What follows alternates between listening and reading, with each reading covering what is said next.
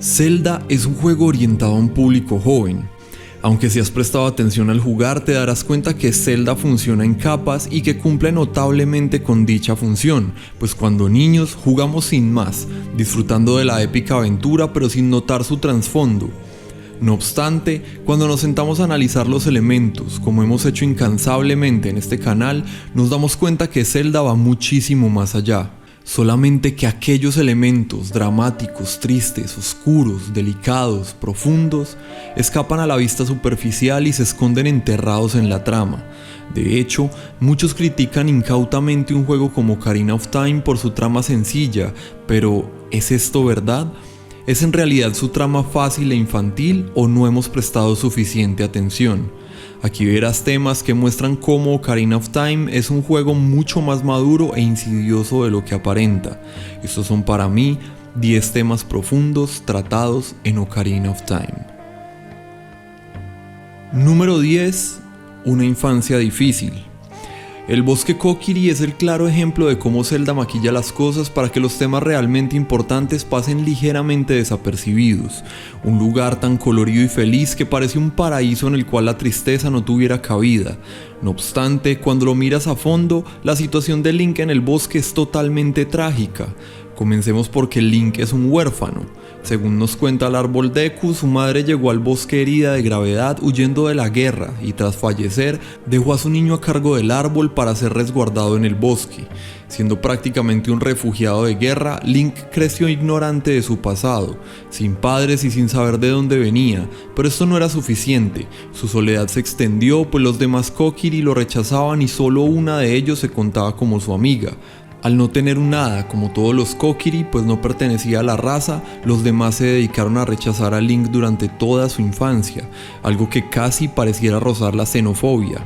Especialmente Mido se dedica a molestar y mostrar su rechazo a Link directamente, negándole incluso derechos que los demás habitantes del bosque tenían.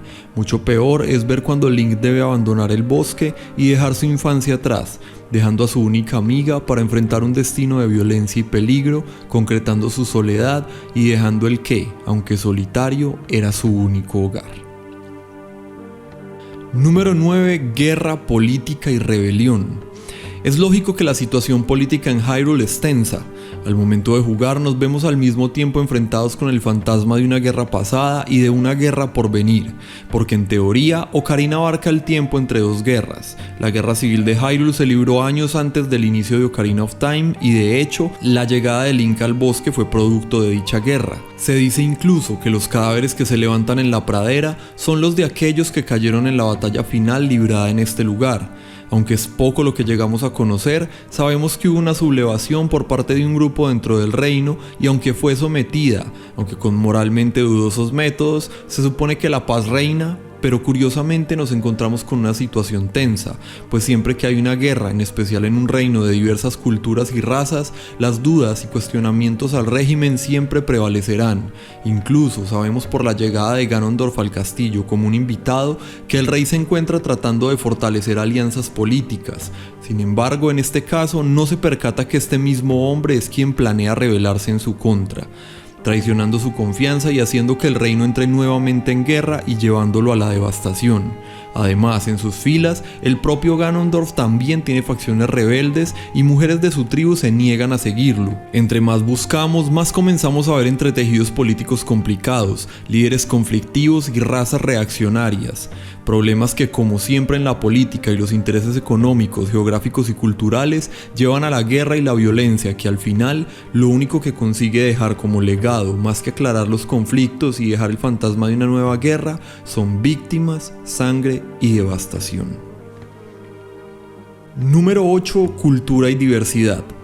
Otro aspecto importante en Ocarina of Time, y de hecho en toda la saga, es la enorme diversidad de razas y personajes, cada una con su propia religión, costumbres y leyendas. Recorrer el reino es fluctuar entre diferentes culturas, así como en el mundo real uno de los factores más importantes son estas culturas, con sus propias características en términos de mitología, alimentación, música y demás. Por ejemplo, vemos como en Kakariko crían gallinas para consumo de proteína animal, mientras muy cerca de ellos pueblos como los Goron se dan un festín principalmente basado en rocas. También vemos que en los bosques manejan instrumentos de viento, mientras los Gorons, siguiendo con el ejemplo, suelen manejar instrumentos de percusión. Y más importante aún, religiones diferentes, como la de las Gerudo, adoradoras de la diosa de las arenas, opuestas al resto del reino que sigue a las diosas de oro. Estas diferencias culturales enriquecen de manera magnánima el juego y el reino, dándole un realismo impactante y haciendo que recorrerlo se haga bastante similar a recorrer el mundo real, donde al viajar aprendemos cómo cambian las costumbres de una ciudad a la siguiente, notando que esto es lo que llena de emoción al juego, al cambiar a cada ambiente y encontrar cosas nuevas y sorprendentes, y sobre todo, cómo más allá de tolerar, se debe respetar y apreciar la individualidad de cada raza y cada lugar, disfrutando de las diferencias. Es tan sencillo como entender que si el juego estuviera en su totalidad funcionando en la misma cultura y siempre con las mismas características, perdería un enorme porcentaje de lo que lo hace maravilloso, similar a lo que sucede en el mundo real, un claro ejemplo de la importancia e impacto de la diversidad. Número 7. Espionaje y tortura. Mucho hemos hablado ya del Templo de las Sombras, sin embargo, y a pesar de muchos otros horrores, lo que más nos concierne en este apartado es el significado de las prácticas que allí se llevaban a cabo. Los murales en la entrada nos dejan claro que el Templo de las Sombras es el lugar donde están enterrados los secretos más oscuros del reino. Asimismo, sabemos que pertenecía a los Sheikah, que funcionaban como ejército privado de la realeza desde las sombras, seguramente dejándonos ver que eran los Sheikah quienes se ensuciaban las manos por el reino, mostrándonos que en Hyrule hubo prácticas de guerra bastante cuestionables. El Templo de las Sombras es un lugar horrible, lleno de magia negra y criaturas espectrales. Lo que los Sheikah hicieran allí convirtió aquel lugar en un infierno, pero es especialmente algunas zonas que nos revelan que principalmente este lugar era una cárcel y cámara de tortura, seguramente para mantener e interrogar con métodos deleznables a los enemigos del reino durante la guerra. Solo imagínate las historias que pudiera contar un prisionero del Templo de las Sombras que hubiera logrado escapar. Imagínate lo que podría relatar sobre el terror que contemplaron sus ojos. Número 6. Magia negra. Ya hablamos del Templo de las Sombras, pero más desde un ámbito político. Ahora está la otra cara de la moneda. Sabemos que los Sheikah eran maestros en las artes oscuras y podemos intuir que el Templo de las Sombras era su base de operaciones principal. Basta ver en lo que este lugar se convirtió para darse cuenta que lo que hacían allí no era un juego de niños. Los seres que lo habitan, lo que parece ser una entrada al infierno, fuera lo que se investigaba allí, debía rozar los límites del inframundo. Ellos son el ejemplo más claro. Sin embargo, la magia negra o las artes oscuras son cosas que están regadas por todo el reino y muchos personajes parecen usarla de diferentes formas. Tanto enemigos como habitantes del reino que parecen normales a simple vista, encontramos personas muy involucradas y apasionadas por lo oculto de muchas maneras diferentes. Número 5. La madurez y la infancia perdida.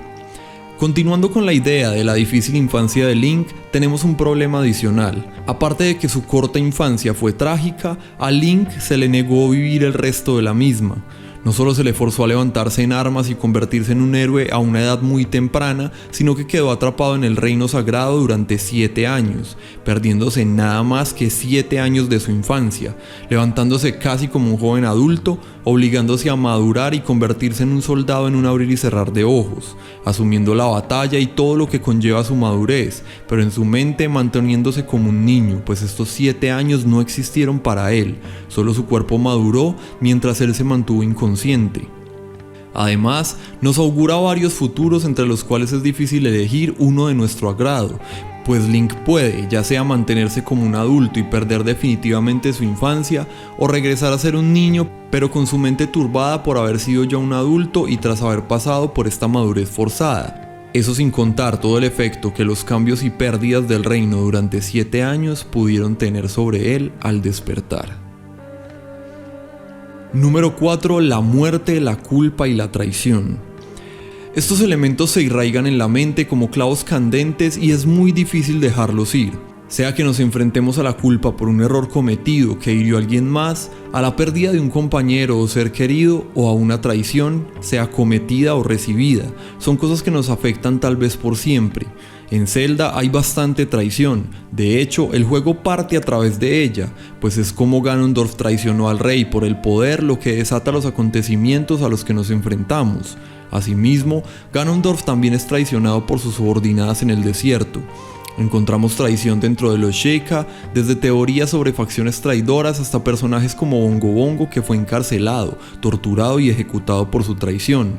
La culpa también cubre el reino. Un claro ejemplo puede ser Mido, a quien encontramos en el bosque y nos relata que quisiera volver a ver a Link para pedirle perdón por cómo lo trató cuando era niño, acosado por la culpa.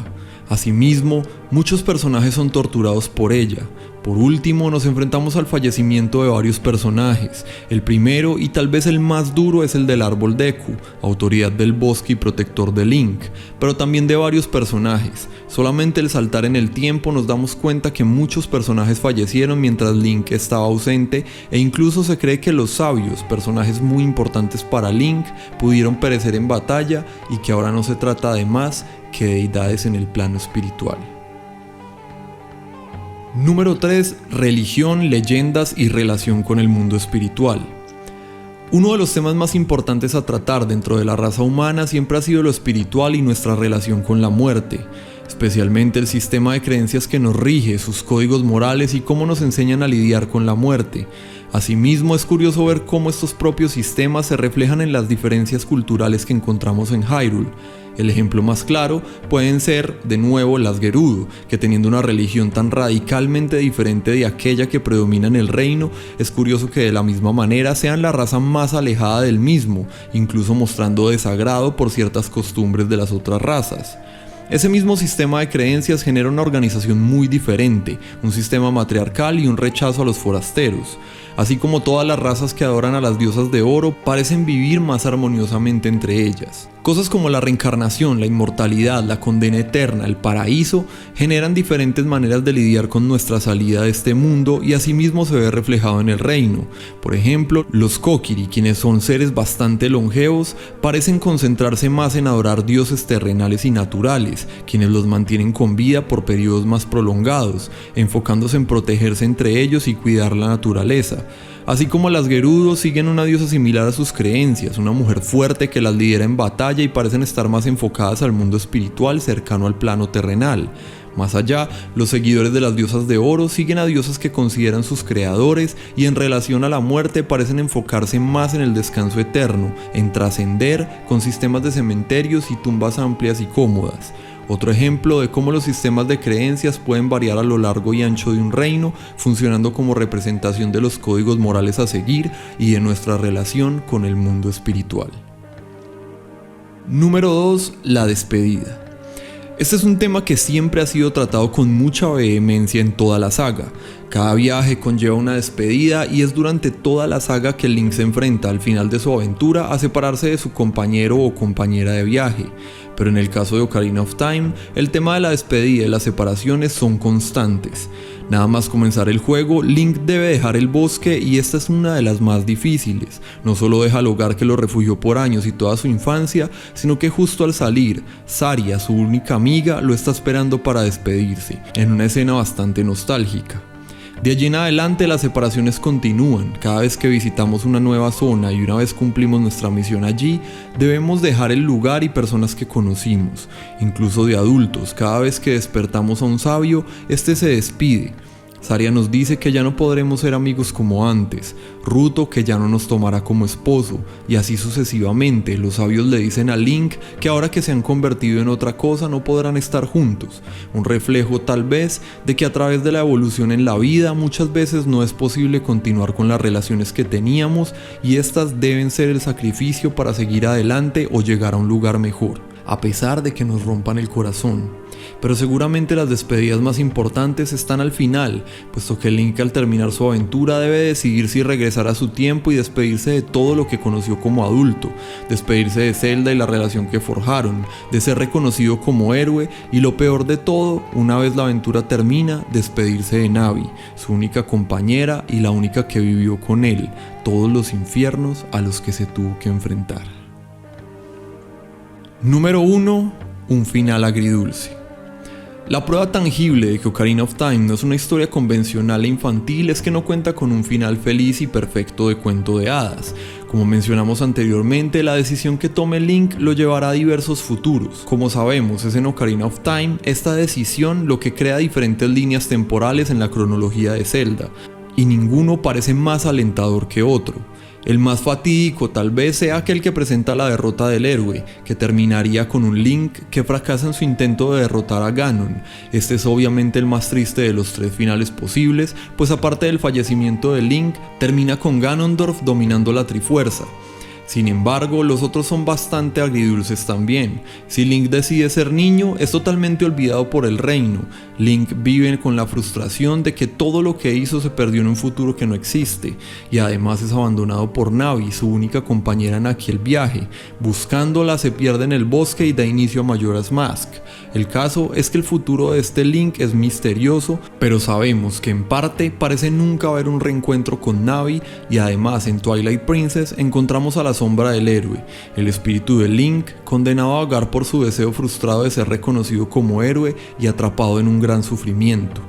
El último destino, igual de triste, nos muestra a un Link que decide quedarse siendo un adulto, renunciando a su infancia y a todas las cosas de su tiempo, pero sobre todo, lo trágico de este final es que de una u otra manera, a pesar de triunfar al sellar a Ganondorf, al final este consigue escapar y Link nunca apareció, dejando como única solución para las diosas la inundación del reino, haciendo que todo el esfuerzo y la lucha de Link por salvar Hyrule hayan sido en vano.